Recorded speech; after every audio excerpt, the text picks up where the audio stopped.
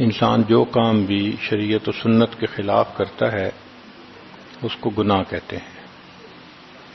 اس گناہ سے توبہ کرنا لازم ہوتا ہے. ارشاد باری تعالی ہے وَتُوبُوا إِلَى اللَّهِ جَمِيعًا أَيُّهَا الْمُؤْمِنُونَ لَعَلَّكُمْ تُفْلِحُونَ. اور اے ایمان والو تم سب کے سب اللہ کے سامنے توبہ کرو تاکہ تم فلاح پا جاؤ. چنانچہ ابن تیمیہ رحمۃ اللہ علیہ نے الایمان الاوسط ایک کتاب ہے، اس میں 10 اسباب بتائے ہیں جن سے انسان کے گناہ معاف ہوتے ہیں.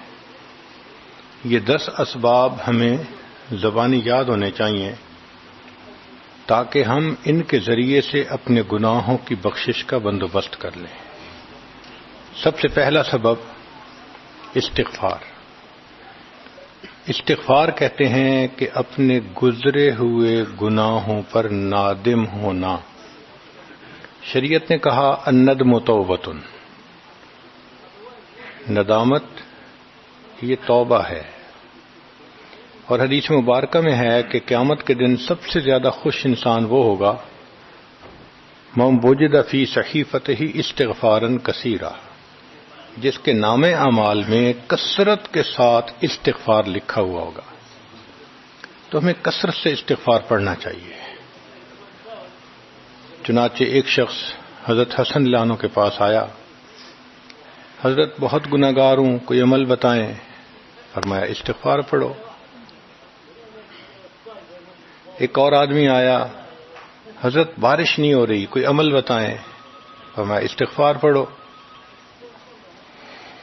پھر ایک آدمی آیا کہ حضرت بہت قرضہ چڑھ گیا، دعا کریں کہ کوئی اسباب بن جائیں رزق کے، مال کے، تاکہ قرضہ اتر جائے. فرمایا استغفار پڑھو.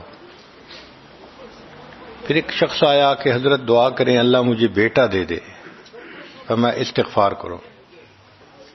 ایک آدمی آیا میرا باغ ہے دعا کریں کہ میرا پھل زیادہ لگے. فرمایا استغفار کرو. ایک آدمی آیا میری کھیتی باڑی کی زمین ہے دعا کریں پانی اندر سے نکل آئے. فرمایا استغفار کرو. اب سننے والا حیران کہ مختلف لوگ مختلف ضروریات آ کر بیان کرتے رہے، سب کے لیے ایک ہی جواب. تو اس نے پوچھا کہ حضرت کیا مسئلہ؟ تو فرمایا کہ دیکھو یہ جواب میں نے اپنی طرف سے نہیں دیا، قرآن مجید سے دیا ہے. اللہ تعالی ارشاد فرماتے ہیں قرآن مجید میں فَقُلْتُ اسْتَغْفِرُوا رَبَّكُمْ إِنَّهُ كَانَ غَفَّارًا. تو سب سے پہلے استغفار کرنے سے گناہوں کی بخشش ہوتی ہے. یرسل السماء علیکم مدرارا، تمہارے اوپر اللہ بارشیں برسائے گا. ویمددکم باموال، اللہ مال کے ذریعے تمہاری مدد کرے گا. وبنین، اور بیٹوں کے ذریعے مدد کرے گا. ویجعل لکم جنات، اور اللہ تعالیٰ تمہیں درختوں پہ پھل زیادہ عطا کرے گا. وَيَجْعَلْ لَكُمْ أَنْهَارًا، اور اللہ تعالیٰ تمہارے لیے زمین سے چشمے جاری فرما دے گا. آپ اگر غور کریں تو ہماری روز مرہ کی جو پریشانیاں ہیں وہ انہی میں سے ہیں.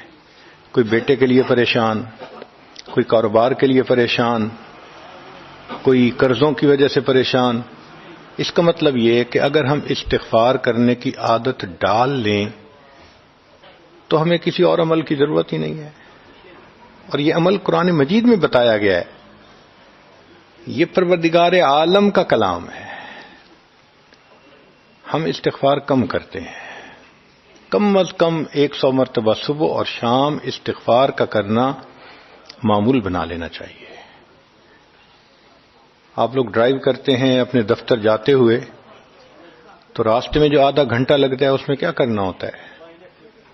بعض لوگ نعت سن لیتے ہیں، تلاوت سن لیتے ہیں، وہ بھی عبادت ہے.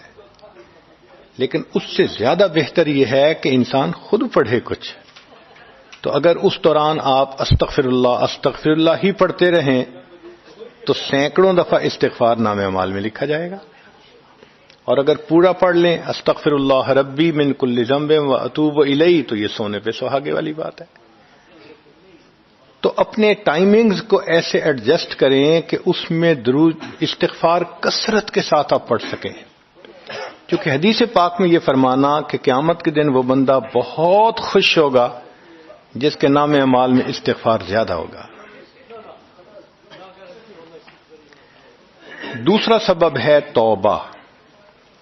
توبہ اور استغفار بہت قریب قریب ہیں، ان میں لائن آف ڈیمارکیشن ڈالنا تھوڑا ڈیفیکلٹ ہے، مگر علماء نے لکھا ہے کہ استغفار پچھلے گناہوں پہ ریپینٹنس کو کہتے ہیں، اور توبہ آئندہ گناہوں کو کمٹ نہ کرنا، اس کی کمٹمنٹ کرنا، عزم کرنا، اس کو کہتے ہیں. توبہ عزم جازم، ایک عہد کرنا کہ میں نے آج کے بعد گناہ نہیں کرنا، یہ توبہ کہلاتا ہے.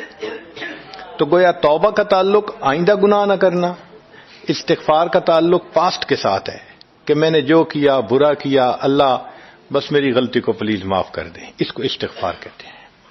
اور یہ استغفار کا حکم اللہ رب العزت نے اپنے حبیب صلی اللہ علیہ وسلم کو دیا. فسبح بحمد ربک واستغفرہ، حکم ہے، صیغہ ہے امر کا. اللہ کے محبوب صلی اللہ علیہ وسلم کو اگر یہ حکم ہے تو سوچئے پھر ہمیں استغفار کرنے کی کتنی ضرورت ہے. توبہ ہر بندے پہ کرنی ضروری. چنانچہ کافر ہے تو وہ کفر سے توبہ کر کے مسلمان بن جائے، مومن ہے گناہوں سے توبہ کر کے نیک بن جائے. جو نیک ہے وہ جو اپنے اعمال کے اندر غفلت ہوتی ہے، نماز کی غفلت، ذکر میں غفلت، تلاوت میں غفلت، اس غفلت سے توبہ کرے. اور جو کہے کہ جی میں تو اس سے بھی توبہ کرتا ہوں، تو بھئی ہم جو اعمال کرتے ہیں یہ اس کوالٹی کے تو نہیں کہ اللہ تعالیٰ کے ہاں قبولیت پا سکیں. اب پھر استغفار کرنا کہ اللہ اس کو قبول کر لیجئے، کیونکہ اللہ کے محبوب صلی اللہ علیہ وسلم نے فرمایا ما عبدنا کا حق کا عبادتک، اے اللہ ہم نے عبادت نہیں کی جیسے عبادت کرنے کا حق تھا. اگر سید الاولین والآخرین صلی اللہ علیہ وسلم یہ فرماتے ہیں، ہم کس کھیت کی گاجر مولی ہیں، ہماری عبادتیں کیا عبادتیں ہیں. تو استغفار کرنا، توبہ کرنا ہم میں سے ہر بندے پر لازم ہے. تیسری چیز جس سے کہ گناہ معاف ہوتے ہیں، الحسنات الماحیہ، نیکیاں. جو انسان نیک اعمال کرتا ہے تو گناہ دھل جاتے ہیں. نیک اعمال کی مثال صابن کی ہے، گناہوں کی مثال میل کی سی ہے. صابن جتنا زیادہ لگتا ہے اتنا میل دھل جاتی ہے. ان الحسنات یذہبن السیئات. یہاں شیطان دھوکہ دیتا ہے. مثلا اگر کوئی بچہ تعلیم پا رہا ہے مگر کوئی گناہ بھی کرتا ہے، تیرے علم کا کیا فائدہ، گناہ تو چھوڑتا نہیں.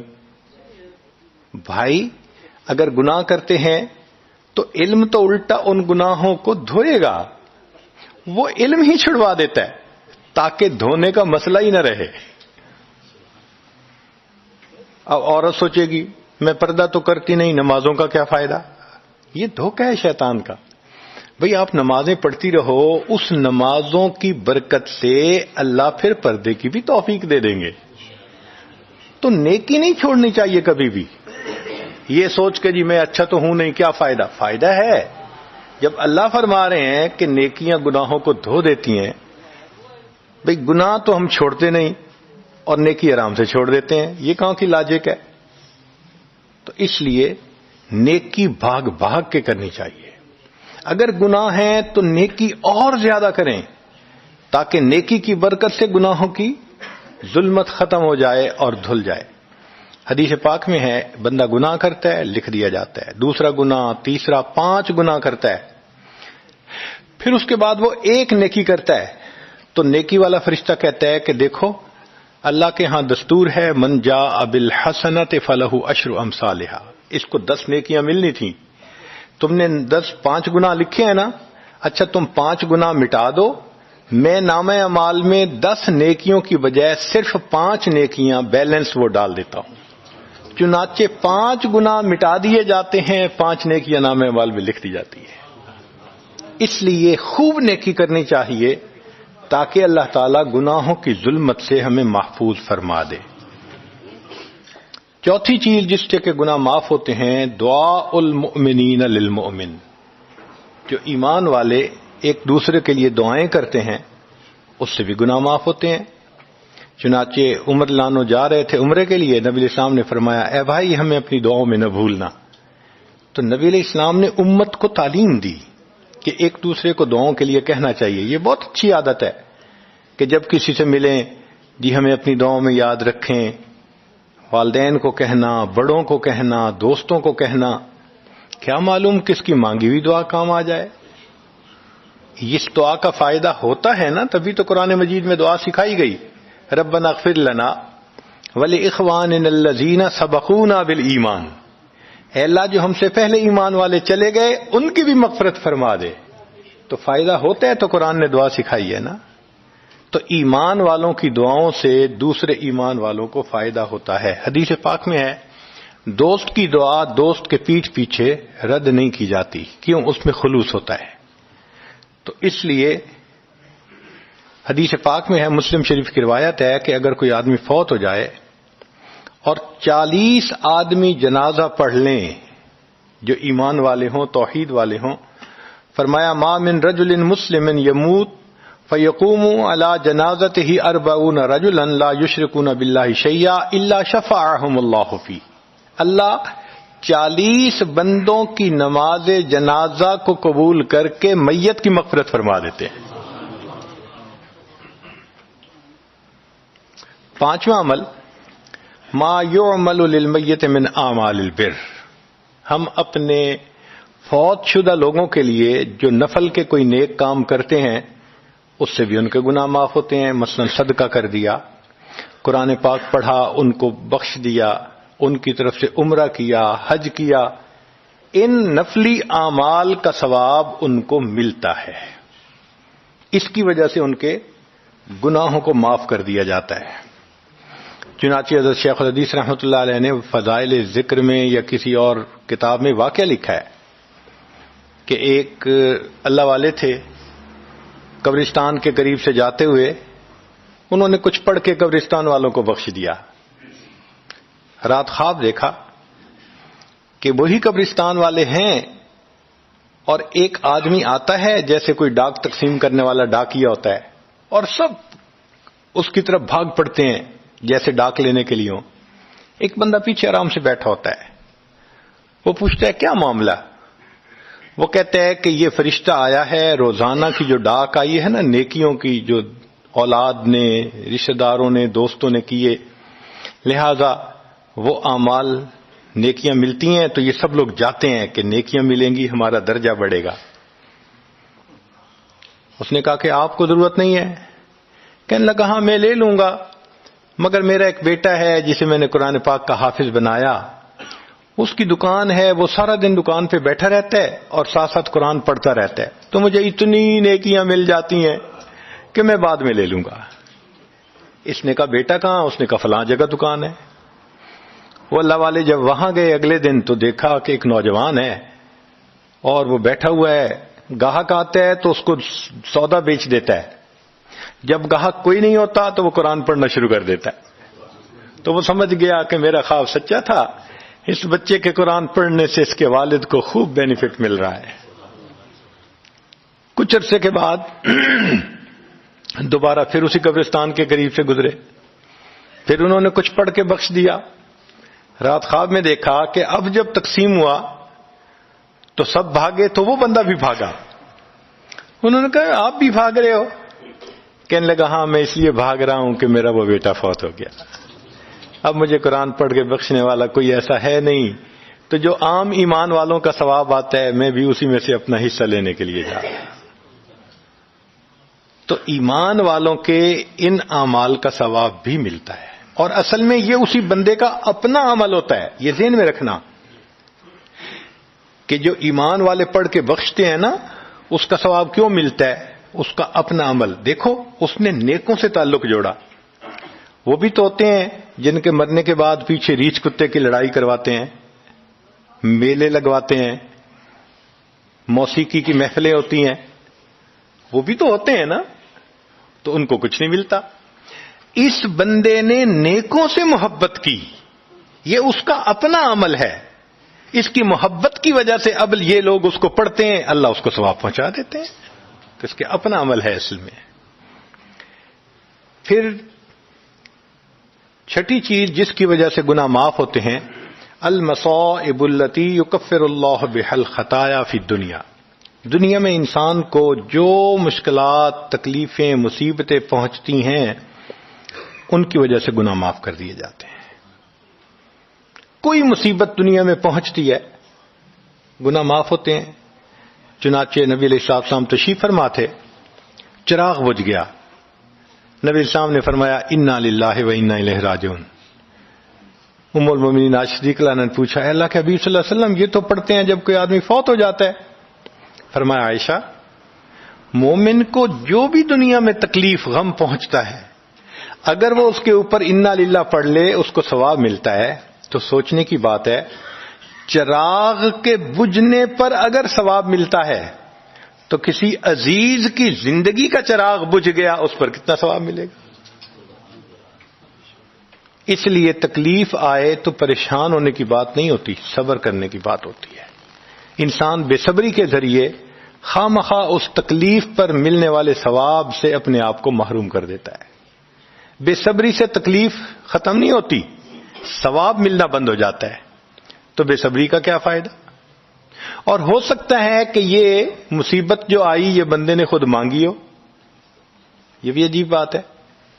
آپ کہیں گے جی کوئی بندہ مصیبت تو نہیں مانگتا. ہاں ہو سکتا ہے مانگی ہو. کیسے؟ کہ دعا مانگی، اللہ مجھے قیامت کے دن میرے محبوب صلی اللہ علیہ وسلم کے ہاتھوں حوض کوثر کا جام عطا کر دینا. اللہ نے دعا قبول کر لی. عمل تو ہے نہیں کہ یہ نعمت نصیب ہو. تو اب کیسے ملے گا؟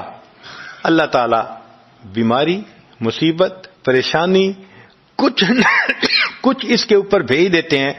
اگر یہ بندہ اس پر صبر کر لیتا ہے، اس کو بہانہ بنا کر اللہ اس کو وہ نعمت عطا فرما دیتے ہیں. چنانچہ ایک بزرگ تھے، 70s میں تھے، بیوی بھی اسی طرح بہت نیک تھی. بیوی نے کہا کہ میرا بڑا دل چاہتا ہے کہ نبی علیہ الصلوۃ والسلام کا دیدار نصیب ہو. میں بڑا درود شریف پڑھتی ہوں، نفل پڑھتی ہوں، مگر مجھے واضح زیارت نہیں ہوئی. آپ کو کوئی عمل آتا ہو تو بتا دیں. انہوں نے کہا عمل آتا ہے، کرو گی؟ کہا بالکل کروں گی. کہنے لگے اچھا جمعہ کا دن آ رہا ہے، خوب نہا دھو کے وہ جو دلہن والے کپڑے تھے نا تمہارے، کناری والے گوٹے، وہ پہننا اور میک اپ کرنا، خوشبو لگانا، اور میں بس جمعہ پڑھ کے آؤں گا تو پھر ٹھیک ہے. اس نے کہا بہت اچھا. وہ اللہ کی بندی نہائی دھوئی، دلہن کی طرح خوب تیار ہوئی، کپڑے دلہن والے پہنے. ان بزرگوں نے جمعہ کی نماز پڑھی تو ساتھ بھائی کا گھر تھا اس کی، یعنی ان کی بیوی کا. تو بیوی کے بھائی کے گھر چلے گئے. اس کو جا کے کہا میری عمر دیکھو اور آ کے اپنی بیوی بہن کی حالت دیکھو. اس نے کہا کیا مسئلہ؟ وہ ساتھ آ گیا. اور جب گھر آ کے اس نے دیکھا تو بیوی تو دلہن بنی بیٹھی ہے. بھائی کو غصہ آیا، تمہیں اپنی، یہ تمہاری عمر اور یہ تمہارے لچھن. اس نے تو ڈانٹا اور وہ بیچاری روئی، اس کا دل ٹوٹا، رو رو کے حال برا، سو گئی. اللہ کی شان کہ اس نیند میں اس کو نبی علیہ السلام کی زیارت نصیب ہو گئی. اب وہ اٹھی تو وہ خوش بھی ہے اور پریشان بھی ہے. خوش اس بات پہ کہ زیارت ہو گئی، اور پریشان اس بات پہ کہ میاں نے کیا کیا، خود کہا دلہن بنو اور خود بھائی سے مجھے ڈانٹ پڑوا دی. تو پھر اس نے پوچھا کہ آپ نے ایسا کیوں کیا؟ انہوں نے کہا دیکھو میں تمہاری زندگی کو قریب سے جانتا ہوں، میں نے تمہیں اتنا پیار محبت سے رکھا ہے کہ تمہیں زندگی کے کوئی تکلیف نہیں پہنچنے دی. میں نے، تم نے عبادت کی انتہا کی ہے، مگر کچھ نعمتیں ہوتی ہیں جو دل ٹوٹنے پہ ملتی ہیں. تو تمہارا تو کبھی دل ٹوٹا نہیں. تو میں نے ایک بہانہ بنایا کہ تمہیں کہا دلہن بنو، بھائی کو شکایت لگا دی، اس نے ڈانٹ پلا دی، تمہارا دل ٹوٹا، اللہ کو رحم آ گیا، اللہ تعالیٰ ٹوٹے دلوں پر رحم فرما دیتے ہیں۔ تو ممکن ہے کہ یہ مصیبت، یہ پریشانی اللہ کی طرف سے ہمارے لیے انعام کا سبب بن کے آئی ہو۔ اس لیے ہمارے بزرگوں نے کہا، سکھ دکھاں تو دیواں وار، کہ میں سکھوں کو دکھوں پہ قربان کر دوں۔ سکھ دکھاں تو دیواں وار، دکھاں آن ملائم یار، کہ دکھوں نے مجھے میرے یار سے ملا دیا۔ اللہ کو بڑا ترس آتا ہے اس بندے پر جس پر کوئی مصیبت آتی ہے، پریشانی آتی ہے۔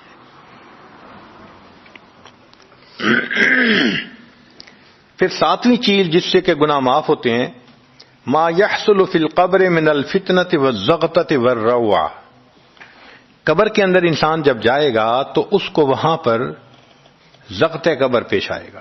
قبر دباتی ہے، اس قبر کے دبانے سے بھی گناہ معاف ہوتے ہیں، اور یہ زغط قبر ہر کسی کو پیش آئے گا۔ سعد رضی اللہ عنہ ایک صحابی ہیں،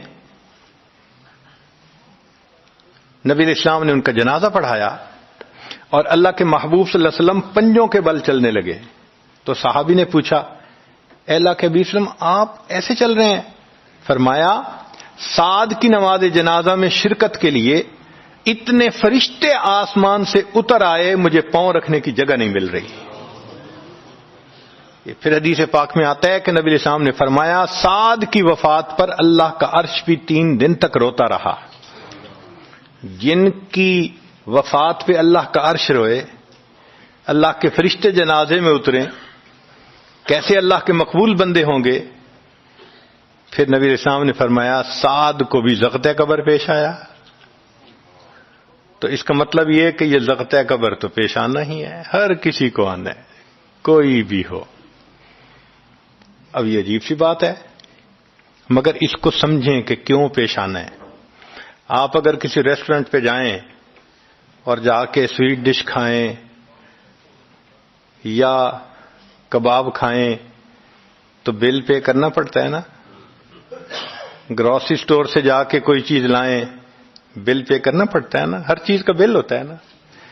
اس دنیا میں انسان جو مزے لیتا ہے، بھلے جائز صحیح، ان کی بھی ایک کاسٹ ہے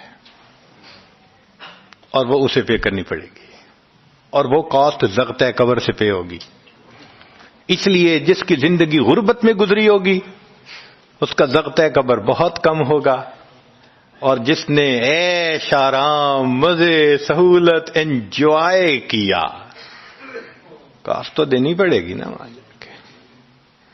تو زغط قبر تو پیش آنا ہے۔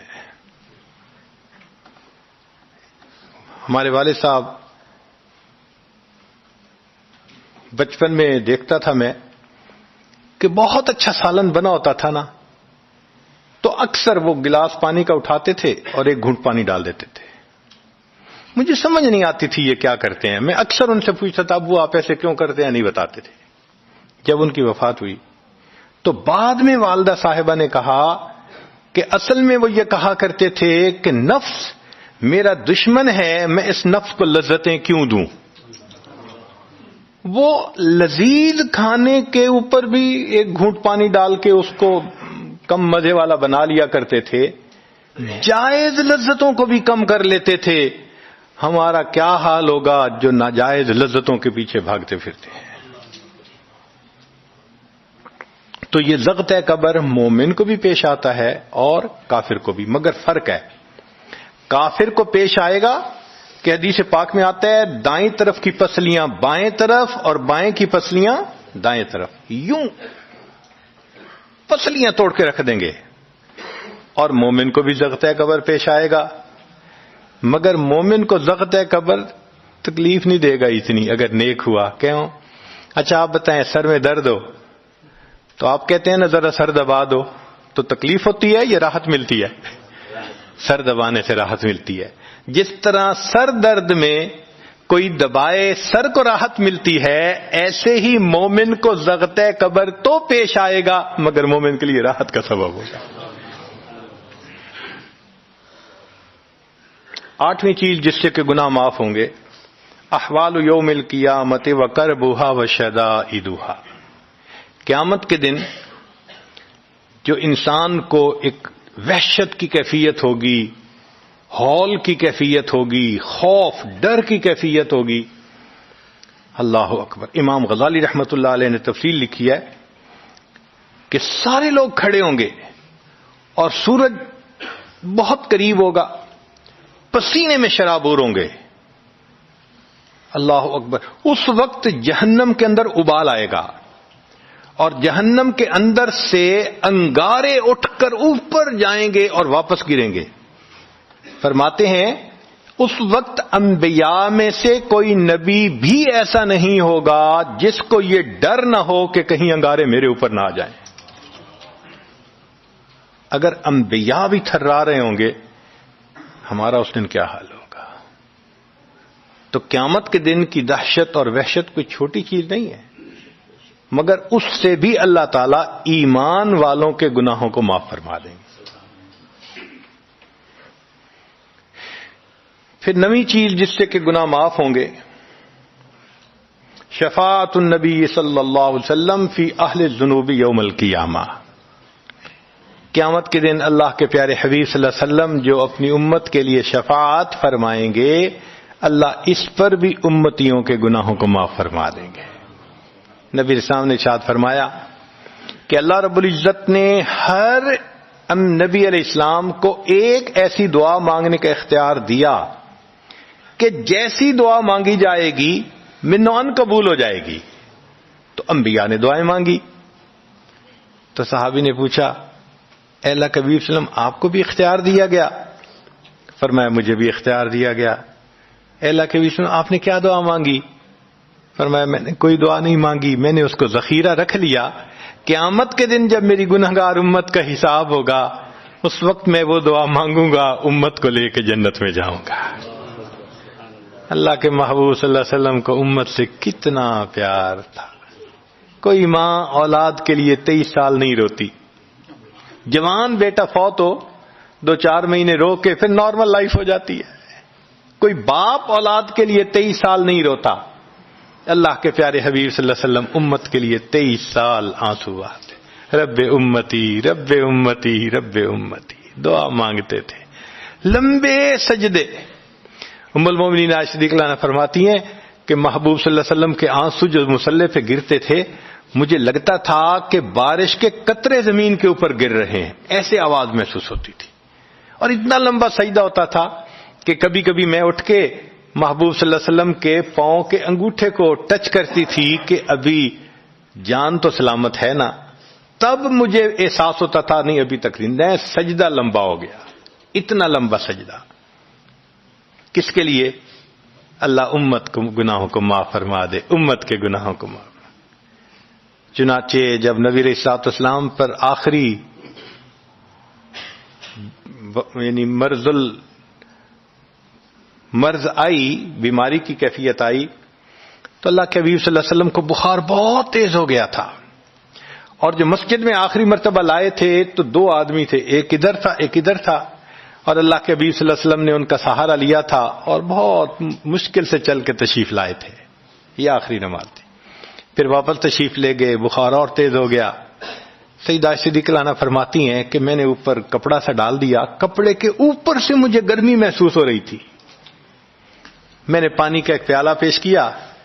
اللہ کے حبیب صلی اللہ علیہ وسلم پانی کے پیالے میں ہاتھ مبارک ڈالتے تھے اور اپنے چہرے پہ لے رہے تھے، اور جسم تھا کہ جیسے کوئی گرم چیز میں سے گرمی نکل رہی ہوتی ہے.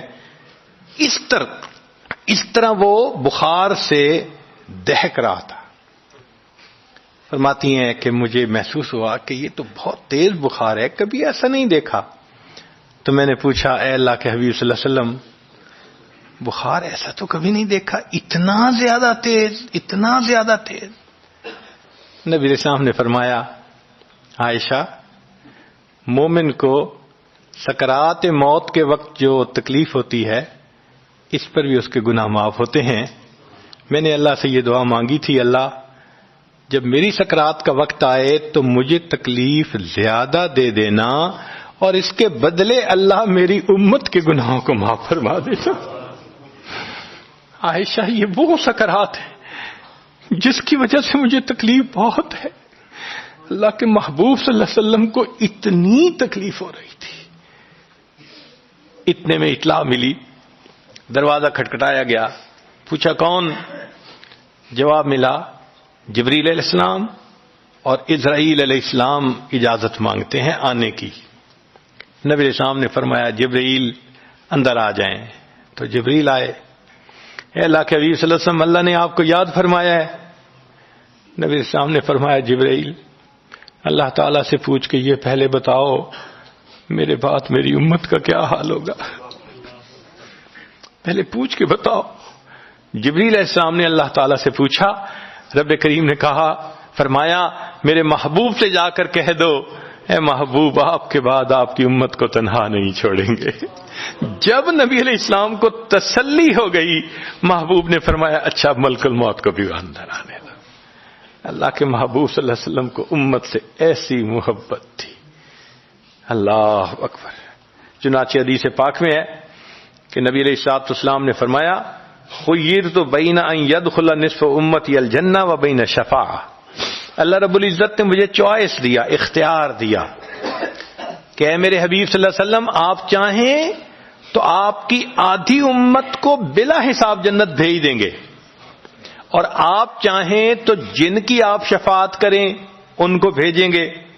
نبی علیہ السلام فرماتے ہیں فاخترت الشفاعہ, میں نے شفاعت کو چن لیا, لأنہا اعم و اکثر, اس لیے کہ میری شفاعت پر آدھی سے زیادہ امت کے لوگ جنت میں چلے جائیں گے. اللہ اکبر.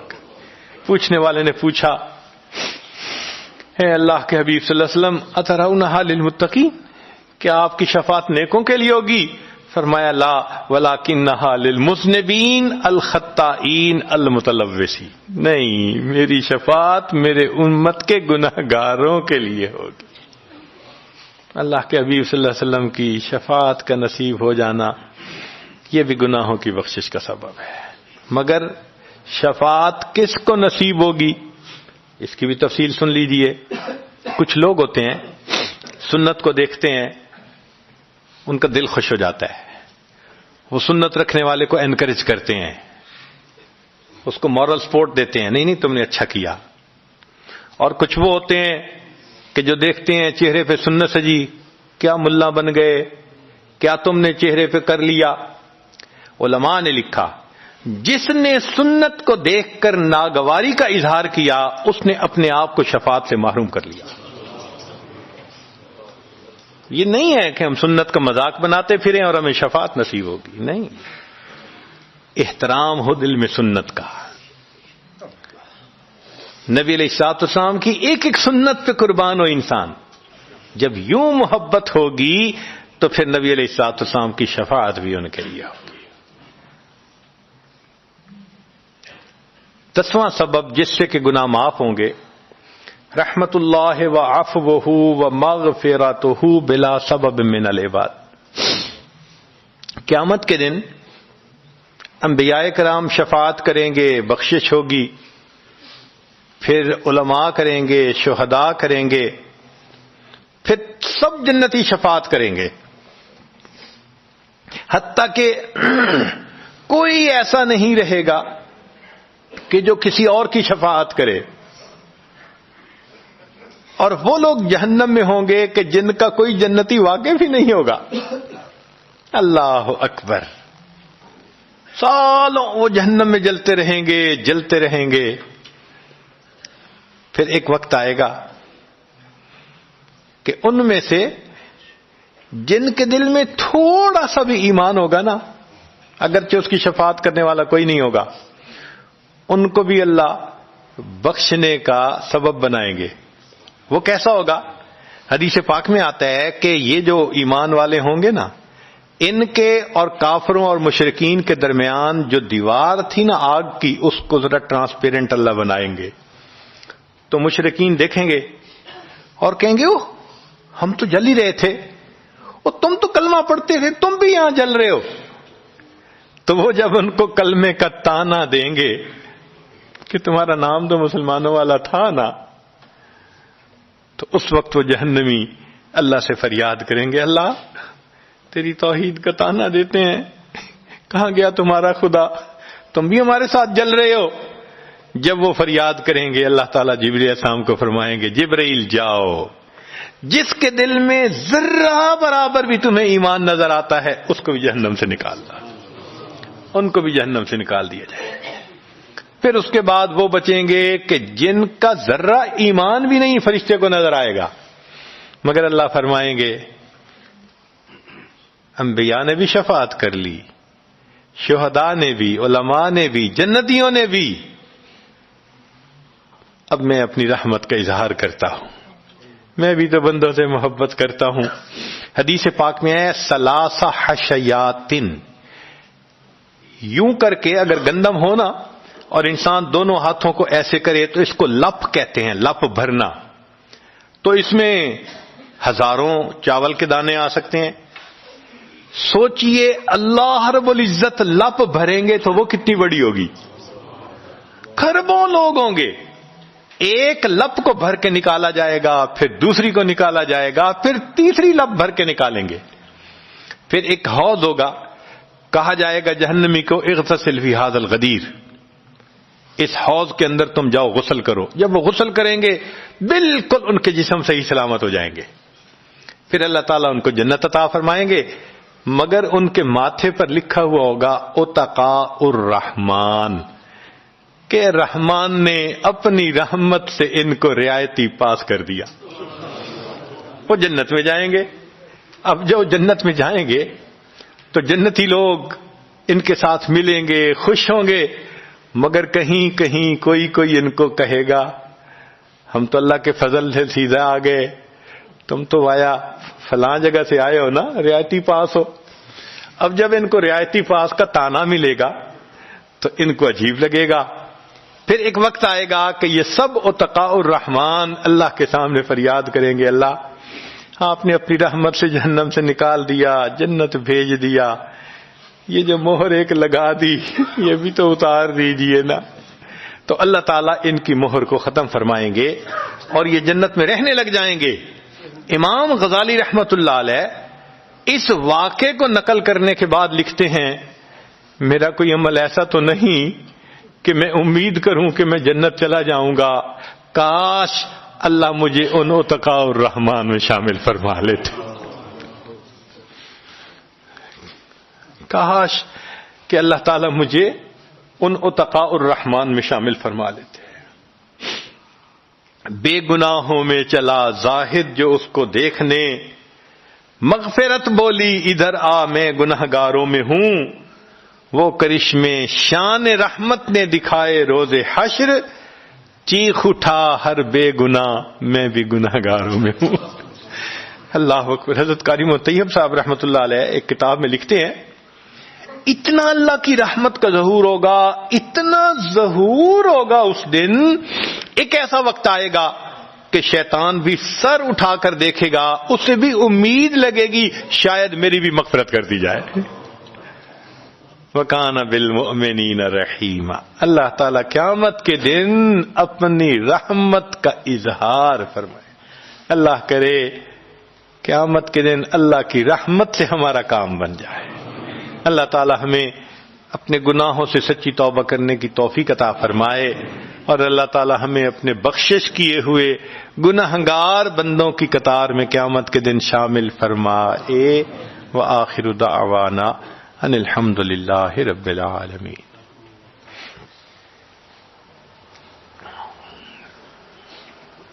دعا سے پہلے یہ عاجز توبہ کے کچھ کلمات پڑھائے گا، سچے دل کے ساتھ پیچھے پیچھے پڑھتے جائیے، نیت کر لیجئے کہ ہم پچھلے گناہوں سے سچی پکی توبہ کر رہے ہیں، آئندہ نیکوکاری کی زندگی گزارنے کا دل میں ارادہ کر رہے ہیں۔ الحمدللہ وکفی وسلام علی عبادہ الذین اصطفی، اما بعد۔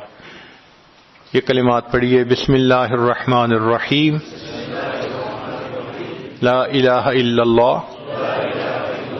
محمد الرسول اللہ، آمنت باللہ وملائکتہ وکتبہ ورسلہ والیوم الآخر والقدر خیرہ وشرہ من اللہ تعالی والبعث بعد الموت آمنت باللہ کما ہوا باسمائہ وصفاتہ وقبلت جمیع احکامہ اقرار باللسان وتصدیق بالقلب اشہد ان لا الہ الا اللہ واشہد ان محمدا عبدہ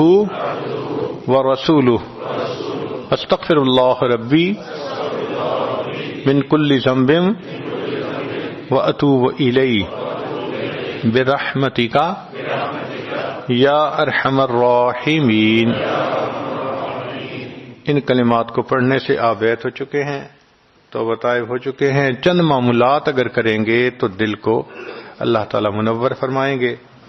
100 مرتبہ استغفار صبح و شام پڑھنا، 100 مرتبہ درود شریف پڑھنا، روزانہ قرآن پاک پڑھنا، چلتے پھرتے لیٹے بیٹھے دل میں اللہ کا دھیان رکھنا، اور روزانہ ذکر قلبی یعنی مراقبہ کرنا۔ اگر ان اعمال کو کریں گے اس کی برکتیں آپ خود اپنے دل میں محسوس کریں گے۔ آپ کا آنکھ کا دیکھنا بدلے گا، زبان کا بولنا بدلے گا، پاؤں کا چلنا بدلے گا، دل دماغ کی سوچ بدلے گی، آپ کے اندر کا انسان بدلے گا، خود آپ کہیں گے۔ اللہ تعالیٰ عمل کی توفیق دے۔ ہم دعا سے پہلے تھوڑی دیر چند منٹ کے لیے مراقبہ کر لیتے ہیں، ذکر قلبی۔ جہاں بیٹھے ہیں بس آنکھوں کو بند کر لیں، دل کی طرف دھیان کریں اور یہ سوچیں کہ اللہ کی رحمت آ رہی ہے، میرے دل میں سما رہی ہے، دل کی ظلمت اور سیاہی دور ہو رہی ہے، میرا دل اللہ اللہ اللہ کہہ رہا ہے۔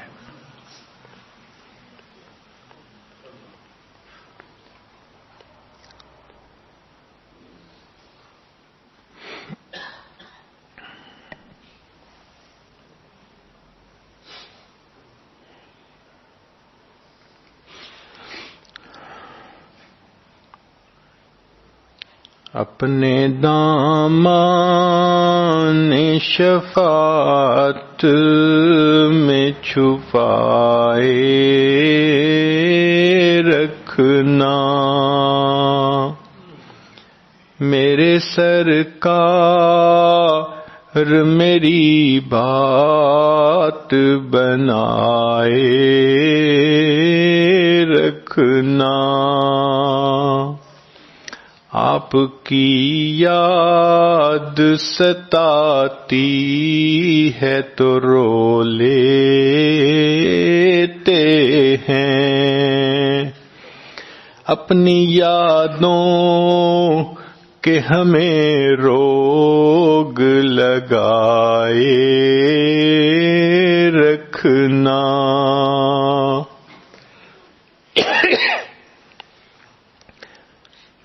میں نے مانا کہ گناہ گار ہوں پر آپ کا ہوں، میں نے مانا کہ گناہ گار ہوں پر آپ کا ہوں، اس گناہ گار سے سرکار نبھائے رکھنا، ذرہ خاک کو خورشید بنانے والے، ذرہ خاک کو خورشید بنانے والے، خاک ہوں میں مجھے قدموں سے لگائے رکھنا، اللہ اللہ۔